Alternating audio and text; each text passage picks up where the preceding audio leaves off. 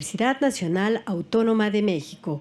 Cuenta con un doctorado en Derecho Ambiental por la Universidad de Alicante, en España, en coordinación con la Universidad Nacional Autónoma Metropolitana y el Instituto Mexicano de Investigaciones en Derecho Ambiental en México. Actualmente se desempeña como coordinador de proyectos estratégicos del Centro Mexicano de Derecho Ambiental.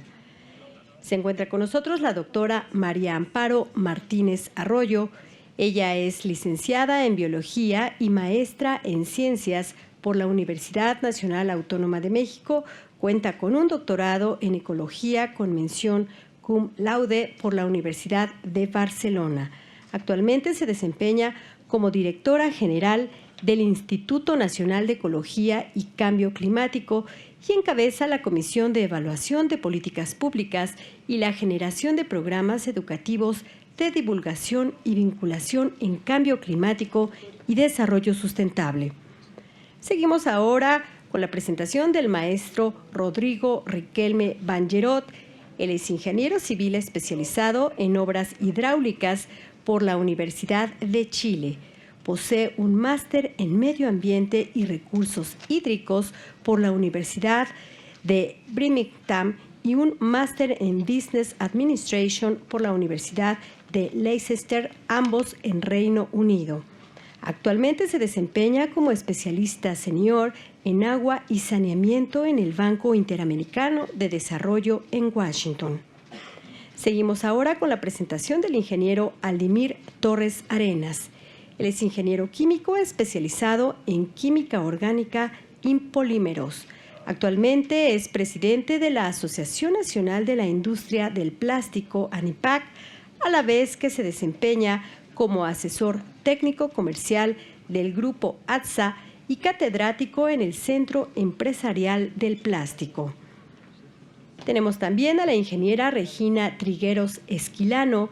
Ella es ingeniera industrial química por la Universidad del Valle de México y maestra en finanzas por el Tecnológico de Monterrey.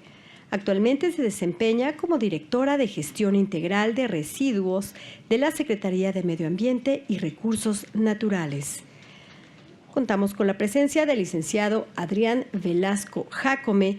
Él es licenciado en Diseño Industrial por la Universidad Autónoma Metropolitana y estudios de posgrado por la Dirección y Desarrollo de Negocios por el ITAM. Desarrollo Sostenible por la Universidad de Columbia, Estados Unidos, y Economía Circular por la Universidad Técnica Delft en los Países Bajos. Es conferencista y facilitador para la iniciativa privada, el sector académico, ONGs y gobierno en temas de economía circular e innovación sustentable para México y Sudamérica. También está con nosotros el ingeniero Miguel Ángel Delgado Rodríguez, ingeniero químico por la UNAM. Actualmente se desempeña como presidente de la Comisión de la Industria del Plástico, Responsabilidad y Desarrollo Sustentable. Y finalmente tenemos con nosotros al ingeniero José Ramón Ardavín Ituarte, ingeniero químico por la UNAM. Cuenta con una maestría en Conservación de Energía y el Medio Ambiente por la Universidad de Canfield, Inglaterra, y un diplomado en Alta Dirección por el IPADE. Actualmente es director ejecutivo de la Comisión de Estudios del Sector Privado para el Desarrollo Sustentable. A todos ellos los recibimos con un cálido aplauso.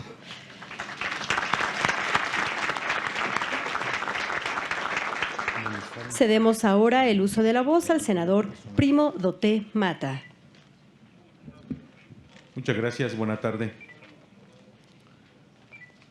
Bienvenidas todas y todos, es un gusto estar aquí para tratar uno de los temas de mayor relevancia para el presente y futuro de nuestro planeta, particularmente la adopción de sistemas de economía circular.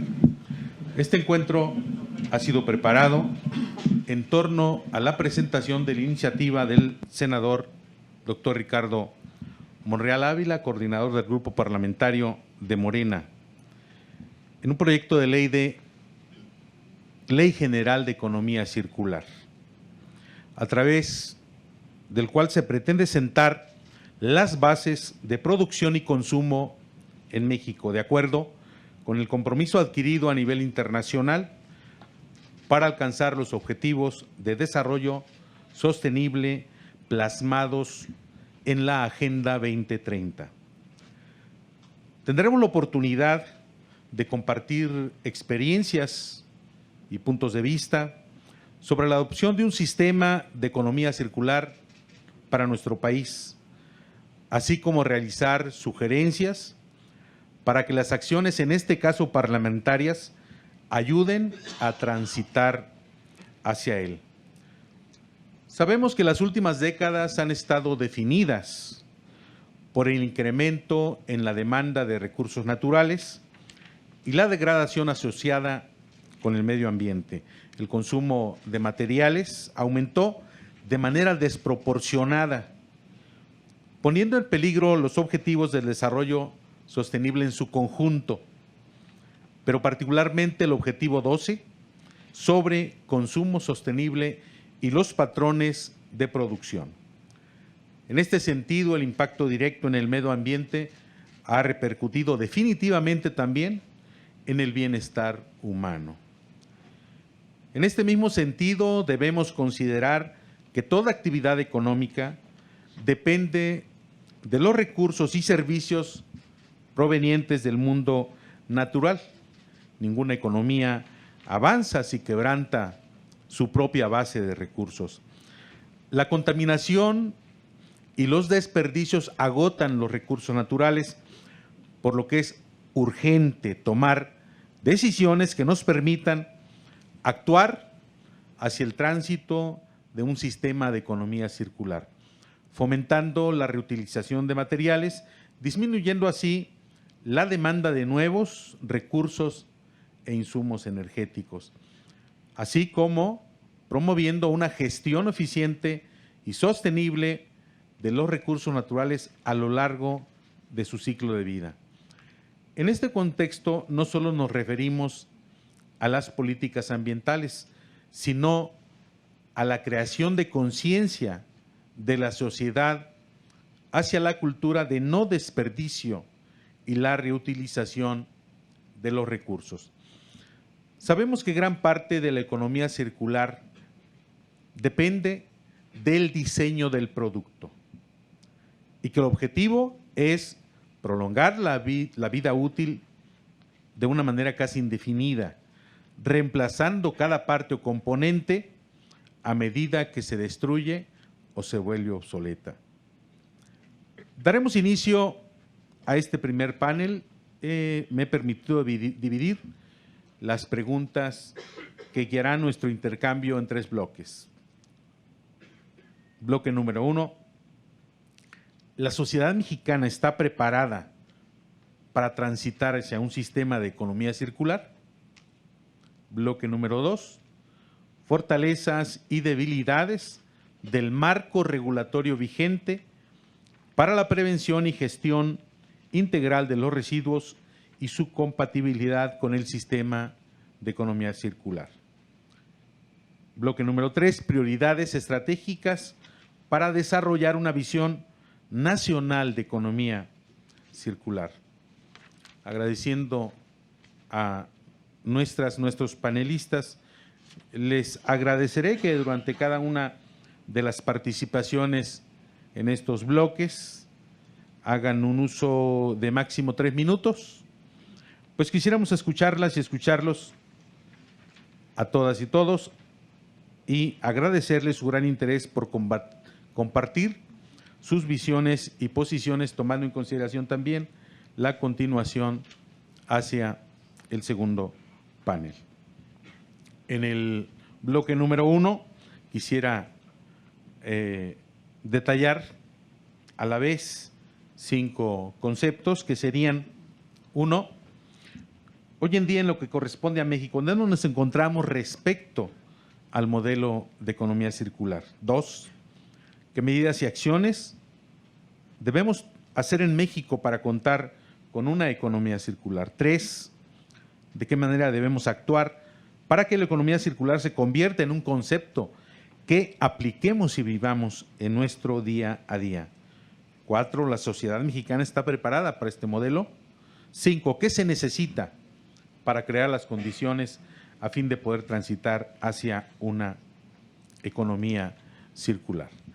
Agradeceré en el orden de presentación a los panelistas su participación, comenzando con la participación del maestro Juan Carlos Carrillo Fuentes. Gracias. Voy a tomar el micrófono. Muchas gracias. Va a ser más fácil así y pasamos el micrófono si están de acuerdo. Buenos días a todas las personas que están aquí presentes. Es un gusto y un honor estar con todos ustedes platicando el día de hoy. ¿Estamos preparados como sociedad mexicana para transitar hacia una economía circular? Yo creo que sí, y más que estamos preparados, nos urge transitar hacia un tema de economía circular. A fin de cuentas, la sociedad mexicana ha estado acostumbrada a lo largo de mucho tiempo de hacer economía circular de manera intuitiva. Yo soy el más pequeño de mi familia y siempre he heredado la ropa de mis hermanos mayores. Ese es el punto más elemental, pero tenemos que encontrar las ventajas y las oportunidades de negocio que nos abre un enfoque de economía circular. El chiste es cómo ser más eficientes ambientalmente y económicamente, cómo ser más ecoeficientes. Si no generamos residuos, no estamos desperdiciando y estamos ahorrando. A la sociedad nos surge justamente entender eso. Es más allá de cómo manejamos la basura, es mucho más allá de la gestión de residuos. Es cómo pensamos cómo vamos a hacer negocios. Si tengo una maderería y me sobran pequeños retazos de madera, bueno, con esos retazos de madera puedo hacer un nuevo diseño para un nuevo mueble, que puede ser a lo mejor para juguetes o algo por el estilo. La creatividad es sumamente importante, entonces, para no ocupar mucho tiempo, yo sé que el tiempo es corto, sí, definitivamente estamos, más allá de listos, estamos urgidos por aplicar el concepto de economía circular en términos generales. Es importante aquí, y con esto voy a cerrar y cedo la palabra, la economía circular globalmente aceptada tiene 3 principios que impulsa la Fundación MacArthur. El primero es que no hay desechos, no hay residuos, porque desde la forma en que yo concibo el negocio no se generan residuos. Una vez que haya sobrantes se va a reincorporar a un nuevo proceso de producción.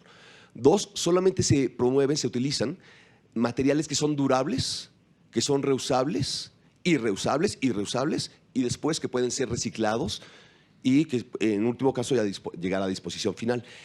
Entonces tienen que ser durables, reciclables, reutilizables y si no tienen estas características tienen que ser compostables o biodegradables. Y el tercer principio es que sea en una energía limpia y renovable, ¿no? A fin de cuentas el cambio climático se debe a que no se aprovecha, hay residuos al aprovechar la energía y esos residuos se transforman en CO2 que calientan la atmósfera y generan el cambio climático que todos conocemos. Entonces sí, definitivamente necesitamos y creo que estamos listos para abordar el tema de economía circular, transitar hacia una economía circular.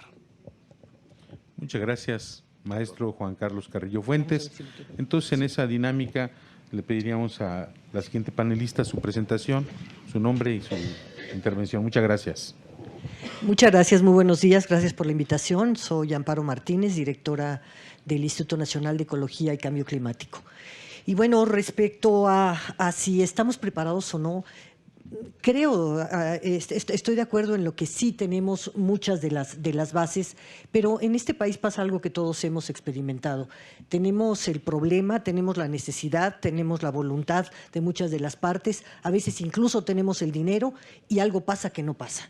Entonces, creo que hasta ahora nosotros estamos trabajando en el INEC en el asunto de la economía circular, en un proyecto en donde se está elaborando la hoja de ruta para Brasil, Chile, México y Uruguay, que empieza con una evaluación de cómo estamos.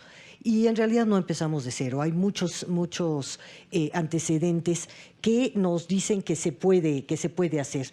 Ahora el gran reto es cómo ligarlos, cómo hacer sinergias, cómo pasar de experiencias importantes pero aisladas de reciclamiento. Por ejemplo, bueno, hay plataformas para revalorización de materiales después de su primera vida útil que están haciendo Canacero y Concamín.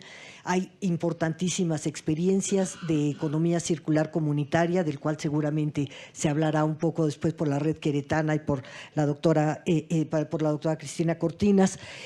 Hay también pues muchas en la industria tequilera, por ejemplo, por recordar algunos ejemplos, se están usando ya también algunos métodos que nos llevarían a esto. Pero las siderúrgicas están usando ya el dióxido de carbono para pasarlo a refresqueras. Vamos, tenemos muchas bases, pero lo que necesitamos es articularlas y cambiar el concepto general del manejo. Una cosa, hay que diferenciar muy bien entre el reciclamiento y el paso a una economía circular, que implica otro tipo de conceptos, otro tipo incluso de normativa, otros hábitos, y sobre todo implica una gran corresponsabilidad, porque sucede que nos dejamos llevar mucho por las inercias de cada industria, de cada productor, de cada consumidor, y no llegamos a concretar toda esta cadena que es necesaria. En términos de emisiones, los residuos implican un 3% de las emisiones de gases y compuestos de efecto invernadero. Esto es alrededor de unas 24 millones de toneladas. Pero eso es lo que implica sus emisiones. Lo que implicaría el tener una economía circular sería una reducción muchísimo mayor que ese 3%, porque sería un valor agregado en muchas de las otras áreas si logramos la eficiencia energética, si logramos el evitar el daño que se hace a muchísimos de nuestros ecosistemas al tener los residuos en distintos depósitos que no son los adecuados. Entonces, tenemos los elementos para hacerlo, lo que necesitamos es adecuar el concepto entre todos, marcar las rutas de cómo debe de ser, iniciar proyectos piloto que vayan allá de una sola industria, sino que empiecen a encadenar una con otra. Y también tenemos que aprender mucho de lo que se está haciendo a nivel comunitario, porque lo que estoy convencida que se tiene que hacer, no hay una solución para todo, sino que tenemos que explorar en distintas regiones, en distintas condiciones, en distintas actividades cómo hacerlo. Y la economía circular comunitaria en distintas partes de nuestro país tiene que ser ya una realidad impulsada y empezar paulatinamente en la gran industria a hacer toda esta parte circular. Gracias. Muchas gracias, doctora María Amparo Martínez. Buen día, mi nombre es Rodrigo Riquelme, soy especialista en agua y saneamiento del BID acá en México y muchas gracias por la invitación. Es un honor para el banco acompañarlos en estos foros tan interesantes y contarles también cómo podemos ayudarlos también. Yo creo que sí, México estaba preparado para implementar con mayor intensidad los temas de la economía circular. Vemos a lo largo de la nación que hay muchas necesidades en este momento energéticas y necesidades ambientales que verdaderamente se pueden mitigar y se pueden hasta satisfacer con sistemas de economía circular, tanto en agua como en residuos. En agua sabemos que no estamos tratando en México el 100% de las aguas negras y también sabemos que hay una gran necesidad de uso de aguas en lugares donde existe sequía permanente o sequía de acuerdo a la estación del año. Para eso tenemos muy buenos ejemplos en la nación. Hay muchos organismos operadores de agua que han empezado a trabajar con el tema del reuso, con el tema de la venta de efluentes tratados y que al mismo tiempo mitigan la crisis hídrica y por otro lado ingresa mayor recurso financiero a los organismos operadores. Independientemente si se implemente autónomamente o con el sector privado, la solución cada estado y cada municipio obviamente es soberano para decidir cómo la implementa, pero sí tenemos evidencia en la nación de que estas soluciones son posibles. En términos de los residuos sólidos, también vemos muchas oportunidades y también quiero un poco reforzar el concepto que todas estas iniciativas tan importantes y trascendentes no ocurren si no tenemos todo el apoyo de los usuarios, de la comunidad, e invariablemente llegamos al municipio. El municipio es la cara visible en la nación, es donde el vecino recurre, donde el vecino se queja, lo que ve el vecino que es un bueno o un mal servicio. Y llegando a los usuarios es siempre la mejor opción para capacitar, obviamente, a los niños, a las jefas de hogar, y teniendo presente que el tema del reciclaje es un componente social muy importante en la cadena de valor. Si llegáramos a juntar los intereses de las comunidades que trabajan intensamente en el reciclaje informal y la necesidad empresarial que hay en algunos sectores para poder hacer un negocio interesante, sí que podemos contribuir en forma muy impactante a todo lo que es la economía circular desde el punto de vista del reciclaje y al impacto social que puede tener. No nos olvidemos también que hay alrededor de, depende cómo sea el cálculo, 2 millones de personas que están directo o indirectamente relacionadas con el reciclaje informal, y lamentablemente hay muchos niños y mujeres que viven en ambientes muy poco adecuados para el desarrollo humano. Y finalmente, por el tema de la energía, como hablaba mi colega, hay muchas oportunidades en los municipios de crear mitigación de las emisiones por medio también de hacer una generación energética que puede resultar de alto impacto. Nosotros como banco hemos apoyado en los últimos años la iniciativa de organismos operadores de residuos sólidos, que pretende aunar los intereses de municipios vecinos para que puedan en forma conjunta encargarse del problema de los residuos sólidos. Y esto es un sistema integral, entonces tiene que ver con mejora institucional, hacer autonomía de los organismos operadores, convocar a los usuarios, convocar al sector privado y finalmente tener un sistema de disposición de alto impacto que puede dar como resultado incluso el tener mayores ingresos municipales para hacer gestión municipal y, entre otras cosas, mejorar a los sectores que están más necesitados. Entonces, desde ese punto de vista, sí que el banco cree que hay muchas oportunidades para trabajar en economía circular con el sector privado, público, estados y municipios. Y como siempre lo digo, México tiene la propiedad del 7% del banco. Nosotros trabajamos para ustedes y estamos siempre disponibles para apoyarlos en estas iniciativas. Gracias. Muchas gracias, ingeniero Rodrigo Riquelme. Adelante. ¿Qué tal? Buen día. Aldimir Torres, de la ANIPAC. Carlos Sagan, nuestro físico neoyorquino, decía que nuestro compromiso, nuestra lealtad no es con las especies, es con el planeta que tenemos. Nuestra obligación por subsistir no es únicamente para nosotros, sino para este bello espacio que nos fue no regalado, se nos fue dado un poco en custodia. Yo creo mucho en las matemáticas y por eso creo que tenemos que explicar la base partiendo de la geometría, llegando a la álgebra. La figura resultante del límite del polígono cuando el número de lados tiende a 0 es un triángulo. Es la figura más simple. Triángulo, 3 lados, 3 vértices, donde creemos que entramos en conjunto los 3 elementos que conformamos este bello país. Es la sociedad, es la autoridad y es, por supuesto, la industria. Pero también entendemos que el elemento sustentabilidad cuenta también con 3 elementos, con el elemento ambiente, con el elemento social, el elemento económico. Sin embargo, también creo que la figura resultante, cuando el límite, el polígono de número de lados tiende a infinito, en consecuencia es el círculo, es la figura perfecta. Creo que mantenernos en una figura no de 3 lados, que es la figura mínima, sino de un solo lado, como lo hemos hecho hasta ahora, de una economía lineal, es insostenible. Entonces, más que la pregunta si estamos preparados o si vamos o no por este modelo, es cuándo lo vamos a hacer, porque lo tenemos que hacer.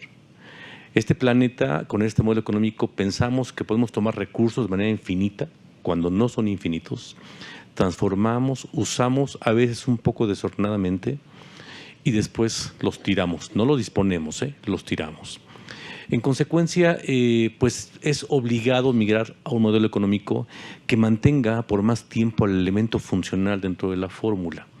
Y para esto habrá que establecer el conocimiento de la economía circular, lo que significa. La ANIPAC firmó en el 2018, cuando en Davos de ese mismo año se estableció que algo había que hacer por este planeta, surgió un acuerdo, un compromiso global para la economía de los plásticos, donde establecen los vértices, los caminos, en consecuencia la fórmula, para caminar hacia ese modelo económico. Que habrá que entender eso. Es un modelo económico. No es nada más una manera de pensar, no es una figura ambiental, es un modelo económico. Y este modelo económico incluye al menos 5 elementos. Es importante, como lo decían mis antecesores, sí, hablar de la parte del reciclamiento, reciclaje, la parte del reuso, pero en realidad son 5 R's. La vieja sustentabilidad hablaba de 3 R's, cuando menos, que era reusar, reducir y reciclar. Esas R's se mantienen, son muy importantes, pero no bastan, porque nos han demostrado que no hemos sido responsables con ellos. Es cierto que la tasa de reciclaje sigue siendo baja, ¿sí? Pero en contraparte tenemos una tasa de reciclaje mayor que el promedio del mundo. No es una justificación, ni mucho menos, pero no alcanza el reciclaje. No hemos sido eficientes en reducir, al contrario. Y en consecuencia tampoco hemos sido muy eficientes en promover el reuso. Las 2 siguientes R's que habrá que englobar y habrá que entender su participación en este modelo económico es el rediseño. Hay muchos productos plásticos, que es el tema que estamos abordando, que tienen que ser rediseñados. Entendemos todos que hay productos que tienen que migrar hacia la extinción. Yo veo 2 tipos de productos. Los innovadores, afines a economía circular, o los que están desapareciendo. Hacia allá tenemos que llevar la discusión. Y la última R es muy interesante porque habla sobre el repensamiento, sobre el repensar. Y eso se queda muy vago por ahí, porque es repensar lo que estoy yo como individuo participando. Hablaba del triángulo virtuoso de sociedad, industria y gobierno. ¿Dónde me coloco? Bueno, al menos en 2. Yo no soy parte de la autoridad, pero sí soy industrial y además soy parte de la sociedad, al igual que el ambientalista, al igual que la autoridad, al igual que cualquier amigo mío, quiere un ambiente libre de contaminantes, un ambiente libre de basuras, no nada más de plásticos en general. Entonces, esa última R es muy importante mantenerla en contexto y para que transitemos de manera ordenada en el camino obligado que me establece la responsabilidad. Primero, tengo que medir impactos. Yo no puedo hablar de manera muy barata sobre que algo es contaminante, hay que medirlo.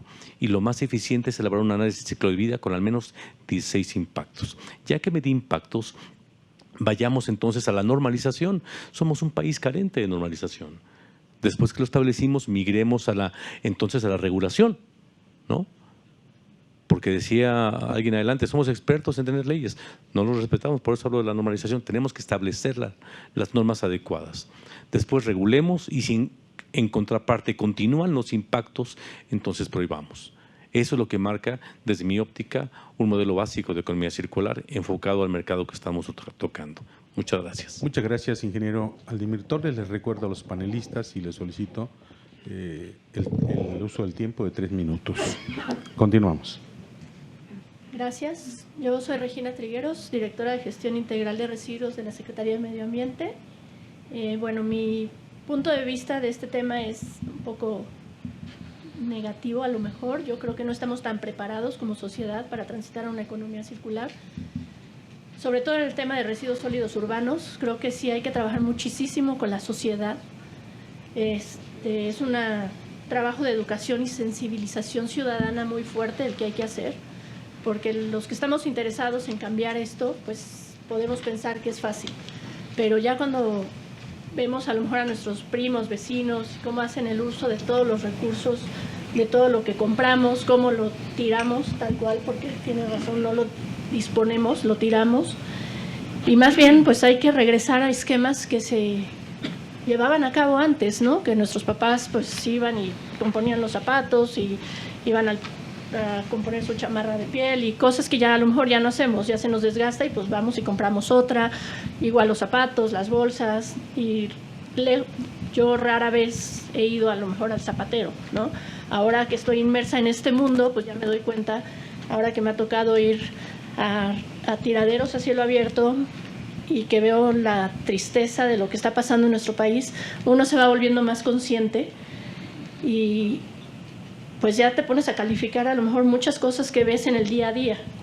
Pero todo eso la gente no se da cuenta. Entonces es un gran trabajo de sensibilización, de educación, de corresponsabilidad y confianza entre el gobierno y la sociedad. Muchas cosas, como también poner programas tarifarios para una mejor limpia. Muchas cosas todavía se tienen que trabajar, pero pues sí, como decimos, por algo se tiene que empezar. Y pues la ley de economía circular va a ser un gran empuje, yo creo, para poder transitar, ¿no? Gracias. Muchas gracias, ingeniera Regina Trigueros. Continuamos. ¿Qué tal? Adrián Velasco, director del despacho Futuro Circular. Yo no soy tan optimista, a pesar de que tengo prácticamente 4 años hablando de economía circular. Yo creo que la respuesta contundente es no. No estamos preparados como sociedad para la economía circular, y voy a citar un dato. Se acaba de publicar un informe que habla de que el mundo hoy es 8.6% circular. Es una métrica muy peculiar. Y uno podría decir, bueno, pues 8.6, ¿no? Bueno, el problema es que hace un año éramos 9.1% circular según esa métrica. Realmente no estamos logrando como planeta, como sociedad, como especie, implementar economía circular. Y no se está logrando por una enorme cantidad de factores. Y en México, que hemos grata y finalmente enarbolado el tema de economía circular, somos igual de propensos que Holanda, Alemania, Japón y cualquier país que se nos haya adelantado. Y pienso que el nombre del juego para poder verdaderamente convertirnos en un país y en una economía circular implicaría que tengamos, como ya se comentó recientemente, que para empezar entendamos qué es economía circular, que entendamos realmente por qué hay que hacer economía circular, para qué, cómo hay que hacer economía circular. Yo creo que hay yo tengo la dicha de poder participar como académico en estos temas de economía circular, y la verdad es que hay una terrible desinformación en este tema, una terrible desinformación en cómo implementarla, en las razones por las cuales se debe de implementar. Entonces, entiendo que este es un lugar donde vertir como sugerencias. Yo creo que para que pudiéramos revertir ese de 9.1 o a 8.6 y que el siguiente año sea 8.3, yo creo que lo primero que necesitaríamos hacer es una verdadera facilitación del concepto de economía circular, sus principios, sus aplicaciones, sus beneficios, sus motivos para existir. Gracias. Muchas gracias, licenciado Adrián Velasco. Continuamos. Okay. Miguel Ángel Delgado, de la Comisión de la Industria del Plástico, Responsabilidad y Desarrollo Sustentable. ¿Sí? Bueno, yo pienso precisamente, tomando un poquito el comentario del ingeniero, estamos en una etapa inicial para poder tener la certeza si vamos a poder pasar a esa economía circular. Es un concepto que no tenemos básicamente todo el conocimiento. Necesitamos una mayor educación de todos los jugadores que están participando. Como mencionaban, tenía que ser la sociedad, la parte de la industria y la parte del gobierno. El tema de la normatividad lo va a tocar en la siguiente pregunta que nos pusieron, pero también es algo que teníamos que considerar para poderlo tomar. Porque el concepto es muy amplio. Es un concepto que todavía no lo tenemos o no lo conocemos, y también es un paradigma muy fuerte que estamos teniendo para poder manejar las cosas, en donde sobre todo la industria tenemos que ver afectada lo que es la producción por medio de nuevos materiales de innovación, también la educación, muy importante en cada una de las gentes que está participando, ¿sí? Y al final poder hacer la evaluación de cada una de las acciones que vamos a ir implementando, que eso también es muy importante y lo vamos a ver en la parte de la normatividad. Como sociedad, podemos decir ahorita, nos estamos enfocando por el camino más simple y sencillo, es tratar de prohibir. Eso es lo que estamos demandando como sociedad y no es un camino adecuado. También el disminuir nada más el uso de las cosas por sí solas tampoco nos va a llevar a una economía circular, que es lo que estamos buscando finalmente. Entonces tenemos que tener mucho cuidado, sobre todo con las tendencias fáciles, que sería tratar de prohibir todos los elementos que nos estorban o que vemos que podemos estar ocasionando un problema al medio ambiente. Ese es un problema grave. Tenemos que conocer realmente la industria, al final de cuentas, produce, fabrica y genera materiales de acuerdo a las necesidades de la sociedad. Entonces tenemos que trabajar en conjunto, sociedad, gobierno con normas claras, no sobre regulaciones sobre el mismo tema, y la industria con materiales innovadores que permitan precisamente llevar a cabo esta incorporación de todos nuestros materiales a que no sean un residuo, que sean materias primas en nuevas actividades productivas. Gracias. Muchas gracias, ingeniero Miguel Ángel Delgado. Continuamos. Sí, muchas gracias por la invitación. José Ramón Ardavín del Céspedes, que es la Comisión de Estudios del Sector Privado para el Desarrollo Sostenible del Consejo Coordinador Empresarial. Gracias por la invitación. Bueno, a la pregunta de si estamos preparados o no, yo diría que, pues, parcialmente preparados, ¿no? O sea, no podemos decir que no se ha hecho nada, yo creo que se ha hecho algo en el país, pero sí tenemos también muchas lagunas que también hay que reconocer como sociedad y como país. Nos falta mucha información. Si ustedes piden información sobre el tema de residuos en México, ¿no?, van a ver que las lagunas son inmensas. O sea, hay muy poca información confiable. Si lo comparan con la información que hay en Europa, que hay en Estados Unidos, que hay en Colombia, la información que tenemos en México es verdaderamente muy pobre. En esta falta de información también está el tema de los ciclos de vida, los análisis de los ciclos de vida. Ahora te quieren regalar bolsas de papel en lugar de bolsas de plástico, cuando la bolsa de papel tiene mucho más impacto que la bolsa de plástico. En tema de agua, en tema de árboles, ¿sí? Y bueno, y además dura menos. O sea, ese sí es de un solo uso. Entonces, ese tipo de falta de información y de objetividad es una cosa característica de nuestro país. Luego, el otro tema es la economía informal. Más de la mitad de la economía del país es informal. O sea, no paga impuestos. Entonces, cuando nos queremos comparar con otros países, bueno, pues es que estamos hablando de otro mundo. O sea, hay que tener claro qué tipo de país somos. Y en la presentación previa, ¿sí?, uno de los expositores dijo que estaba en contra de los modelos de COSE o de PetStar, cuando estos modelos han permitido formalizar a una parte de esa cadena de valor. Entonces, a mí me parece que precisamente la política pública tiene que ir en el sentido de formalizar, porque es la forma de agregar valor a la economía en el país. Luego, el otro tema que nos falta es información sobre inversiones y aceptación que hay que hacer inversiones. O sea, esto no es gratis. Hay que hacer inversiones en infraestructura pública, infraestructura privada e infraestructura público-privada. O sea, se necesitan asociaciones público-privadas, pero ninguna persona del sector privado va a invertir en este tema si no tiene un horizonte de largo plazo. O sea, las inversiones cuando menos tienen que tener horizontes de 20 años. Si no hay este tipo de reglas certeras, obviamente no se puede invertir. Ahora, nuestras tasas de reciclaje, yo creo que son muy altas en el caso del PET. El PET sí es un caso de éxito del país que tenemos que conocer mejor y ver cómo se puede replicar. Somos el segundo país que más acopia y recicla PET del mundo. Sí, estamos en el 55%, casi el 60% de acopio de PET. En otros plásticos estamos cerca del 20%. Entonces tenemos ahí, o sea, obviamente áreas de oportunidad. Yo vería que el acuerdo nacional que firmamos hace unas pocas semanas es muy buen avance, es un muy buen inicio en el cual el sector privado se está comprometiendo, el de los plásticos, a básicamente a copiar el 30% en promedio de todos los plásticos en 2025 y el 45% en 2030. Y en el caso del PET, que está mucho más avanzado, 70% y 80% respectivamente.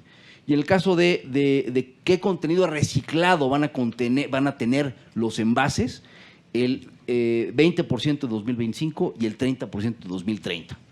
Estas cifras, que pueden parecer menores, son comparables a las que tienen varios países de Europa. Entonces, ¿qué quiero decir con esto? Estamos parcialmente preparados, pero necesitamos reglas claras, políticas públicas claras de largo plazo que no inhiban la inversión y sobre todo tomar en cuenta que esto es una cadena de valor. Por eso es bueno que se hable de economía circular, resaltando en primer lugar el tema de economía. Economía implica inversión, economía implica empleos, economía implica recursos económicos, ¿ok? Economía implica ver el tema de una forma más integral, no nada más ambiental. Y en ese sentido, claro que las prohibiciones que se han hecho de manera unilateral y sin información van en contra de la economía circular porque no permiten que se consoliden las cadenas de valor. Entonces, en ese sentido, yo espero que esta discusión y esta legislación que se quiera aprobar sí fomente la información, fomente que nos preparemos y que podamos ver esto como un elemento económico, regular otras cosas que están reguladas y nos permita ver esto como una cadena de valor con oportunidades económicas también de crecimiento y de empleo. Muchas gracias. Muchas gracias, ingeniero José Ramón Ardavín. Gracias a todas y todos por sus valiosas aportaciones. En este bloque pasamos al segundo. Fortalezas y debilidades del marco regulatorio vigente para la prevención y gestión integral de los residuos y su compatibilidad con el sistema de economía circular, en donde me he permitido anotar 7 ideas. Las voy a leer sin que esto signifique que tengan que restringirse o limitarse a ellas. ¿Cuál es el potencial de una ley general? ¿Cuál es el potencial de una ley general de economía circular para permitir un cambio en el modelo económico? ¿Cuáles son los desafíos y posibles soluciones en el marco regulatorio actual hacia la economía circular en México? ¿Cómo se vincularía la ley de economía circular con la legislación existente? ¿Cuáles son las fortalezas del marco regulatorio vigente? ¿Quién debería vigilar el cumplimiento de la ley? ¿Consideran que existen zonas estratégicas o zonas de valorización de residuos donde la economía circular puede ser instrumentada como política nacional? ¿Cuáles deberían ser las responsabilidades de los ayuntamientos, estados y federación? Agradeceré la participación del maestro Juan Carlos Carrillo. Muchas gracias. Trataré de ser breve. Es una pregunta que da para elaborar una nueva tesis de doctorado, pero rápidamente.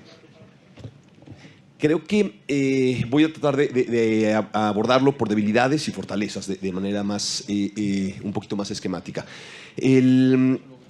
Hay que considerar que hoy en día en México es más fácil y más barato contaminar que ser sustentable.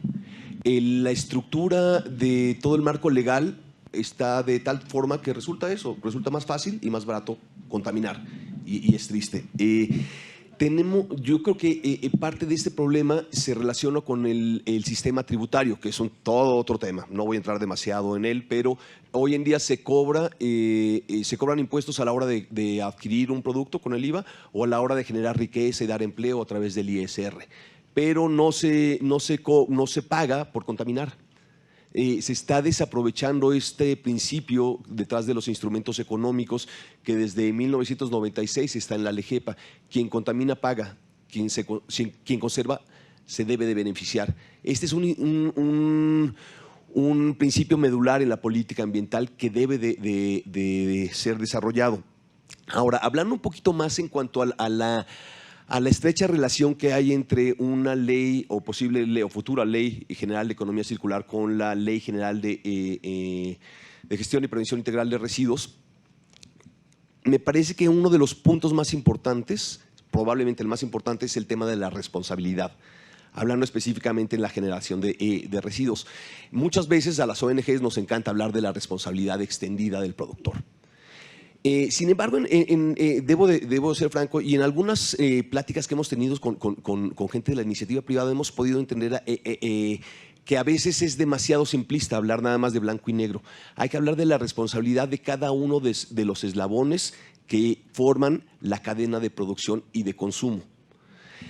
Hoy en día la responsabilidad compartida que está vigente en la Ley General para la Gestión y Prevención Integral de Residuos, me parece que es del 2003, ha quedado rebasada.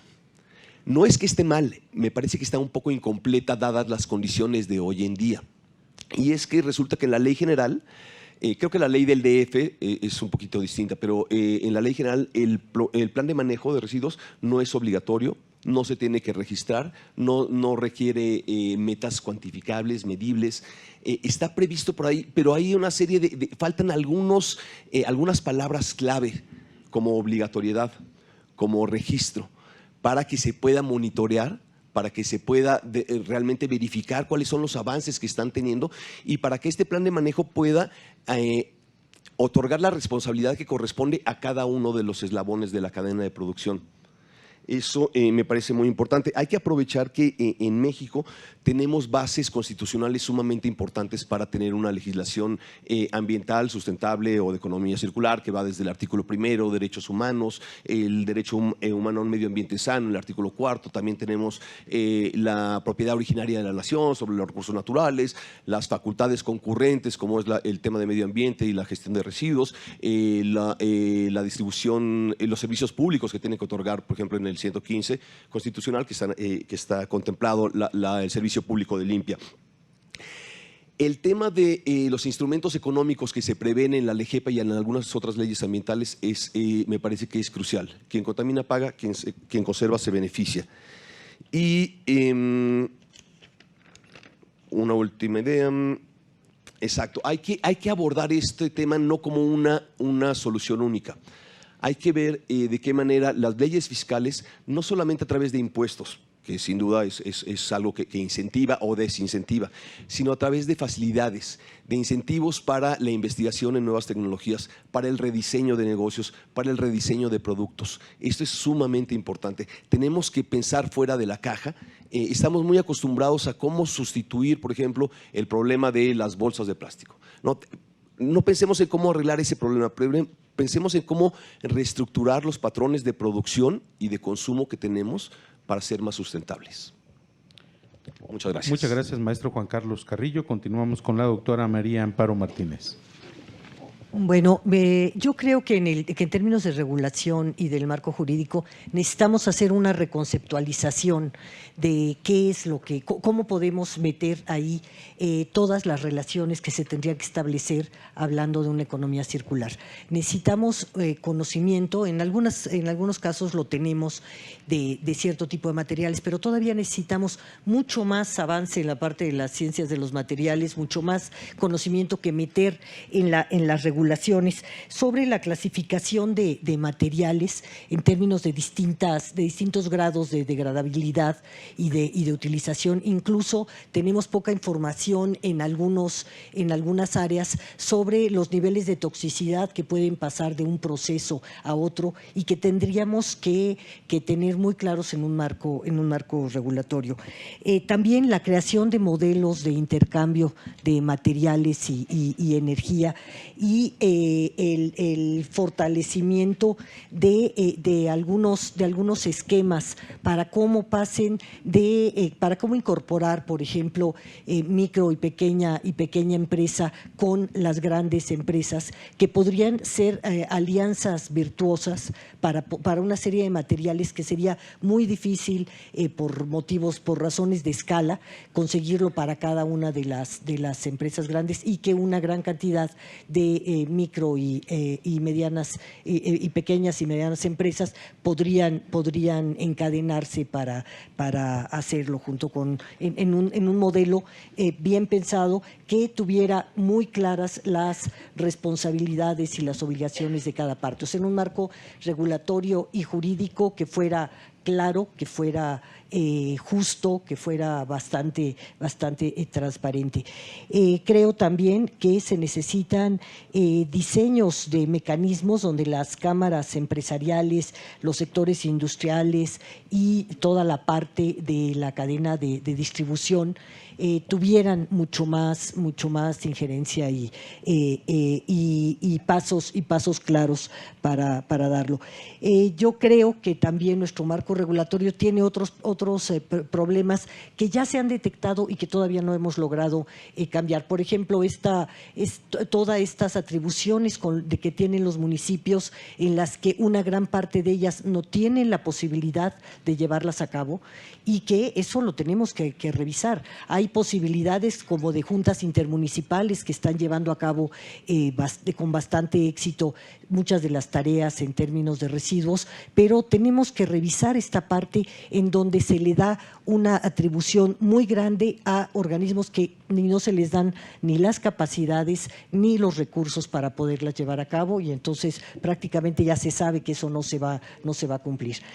Tenemos, por ejemplo, otros que son muy obvios, como para el acero, el uso de la materia, de la chatarra como materia prima para el acero, que ya lo podríamos haber cambiado. Está muy claro que como está la regulación no puede ser utilizado, porque no se puede cambiar de estado por la forma de residuo especial como está catalogado, y sin embargo sí pueden llegar los chinos y comprarlo a cada municipio y llevárselo muy barato, y los industriales del acero a veces tienen que estar comprando en Estados Unidos la materia prima para esto. Creo que ese tipo de puntos que están en industrias que son muy importantes para México y en general lo tendríamos que revisar, que lo tendríamos que revisar en particular.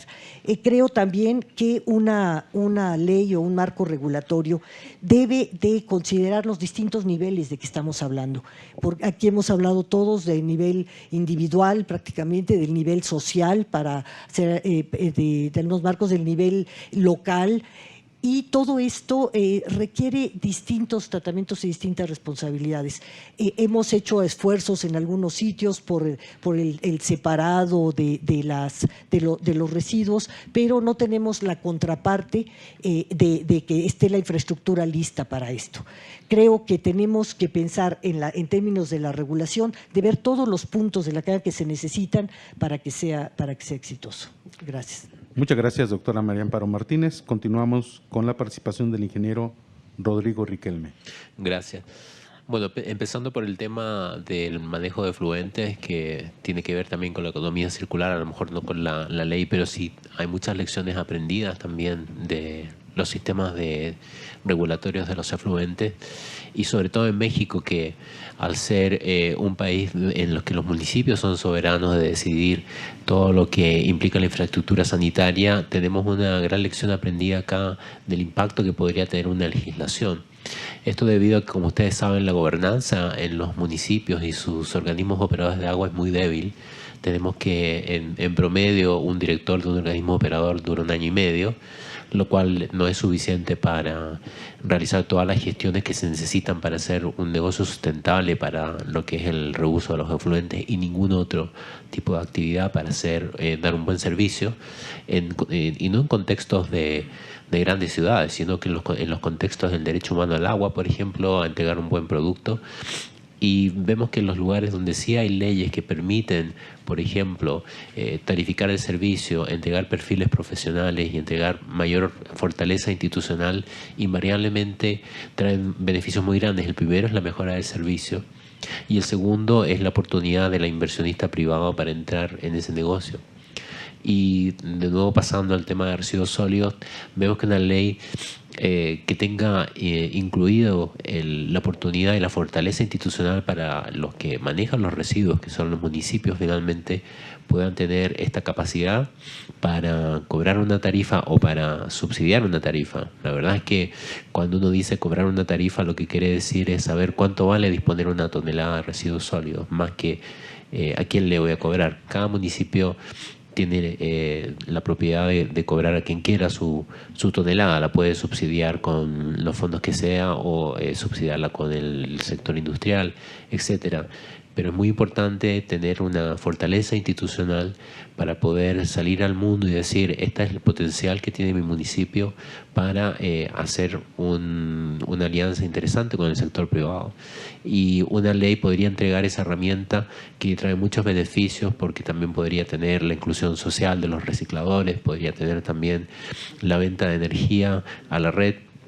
Nos sacamos mucho con generar energía, además, si no tenemos instrumentos legales para vender esa energía a la red, etcétera. Entonces, yo sí creo que una ley puede traer bastantes beneficios, siempre que se implemente con la inteligencia y con el respaldo técnico. Como han dicho acá, tanto en los recursos hídricos, no se puede hacer una nueva ley de agua si no sabemos cuánta agua hay en un acuífero. Tampoco podemos hacer una ley de reciclaje si no sabemos exactamente cuáles son exactamente los beneficios que tiene evitar tal contaminación o no. Y por eso creo que siempre tiene que estar acompañado firmemente del mundo académico, del mundo empresarial y todos los que más piensan en estos temas de manera más científica. Muchas gracias, ingeniero Rodrigo Riquelme. Continuamos con el ingeniero Aldimir Torres. Un ejemplo de cómo se manejan las cosas es lo que acaba de pasar. El senador Primo nos hace 8 preguntas y nos da 3 minutos para contestar. Entonces tenemos que abordar un tema en 22.5 segundos más o menos. Es así más o menos como está la dinámica. ¿Qué potencial, preguntaba, tiene esta ley? Pues primero, poner un orden, ¿no? Establecer una estructura. Creo que establecer el camino de los 3 elementos que requerimos en esta ley, que es, por supuesto, inclusión de todos los elementos, que tenga un soporte técnico claro, sustentado, y que además sea responsable. ¿Qué desafíos tenemos y qué posibilidades encontramos? Me da mucho, y tomo aire porque gran parte de los desafíos, cuando hablaban hace un rato sobre esa parte social olvidada que es la pepena, O sea, estamos invadidos por todos lados de intereses. Eso es un desafío importante al cual nos vamos a encontrar y eso es parte de lo que opone muchos cambios, porque no es que necesitemos más leyes, hay leyes hoy que no estamos respetando. Todo el mundo sabemos que el rojo es detenerse y hoy en la ciudad veo un número importantísimo de vehículos que no se detiene. Le hemos perdido respeto a la autoridad. Entonces igual pasa con las leyes. ¿Cómo es posible que hoy en la Ciudad de México sea más barato portar un arma en términos de multa que dar una bolsa? Una multa por portar arma puede ser 50,000 pesos y dar una bolsa puede llegar a 168,000 pesos. Ese tipo de incoherencias tiene que desglosar y establecer federalmente para establecer un orden. ¿Qué vínculos tenemos que encontrar todos? Es una matriz basta, que todos tenemos que estar incluidos y por supuesto en contraparte con lo que decíamos hace un rato, tenemos que hablar perfectamente de esa responsabilidad. El ejemplo que pongo siempre es en esa tortuga con el popote en la nariz. ¿Quién es responsable? La gente que lo tiró por la ventanilla del auto llegó a la alcantarilla y al río, al mar, en consecuencia. La gente que no gestionó un adecuado manejo de residuos o la gente que lo fabricó. Y la respuesta es muy simple, los tres. Entonces, si eres parte del problema, eres parte de la solución. Hay que generar esos vínculos. ¿Qué fortalezas le veo a esto? Medición. Tenemos que medir impactos en todos los ámbitos. Impactos sociales, por supuesto, impactos económicos, pero también, muy importante y hasta adelante, los impactos ambientales, porque en realidad muchas de las medidas que tomamos no van acorde con los impactos ambientales. ¿Quién tendría que llevar esto al ejercicio? Yo les pregunto, me están hablando del Estado de México, no están prohibidas las bolsas, que llegan y los quieren sobornar por 5,000, 6,000 pesos por dar bolsas. Entonces es muy complicado tratar de definir el quién. Lo que encontramos tenemos que irnos hacia atrás en leyes, insisto, mucho más sólidas, más sobrias y por supuesto en un Estado de Derecho. Arturo Dam dice de repente estamos en un ambiente, en un Estado de chueco, porque parece que lo único que no tenemos es Estado de Derecho. Zonas estratégicas, por supuesto. ¿Cuáles son las zonas estratégicas? No, Guadalajara, Monterrey, México. Son las más aisladas, las más olvidadas. Porque México somos todo el territorio nacional, no es Acapulco, no es Querétaro, no es Zacatecas, no es Los Cabos, es todo el territorio nacional. Y por supuesto hay que entender los alcances, como decía la doctora, de las responsabilidades de los ayuntamientos, de los municipios y por supuesto de los estados. Esto viene a la pregunta número 1, que es el orden. Muchas gracias. Muchas gracias, ingeniero Aldimir Torres.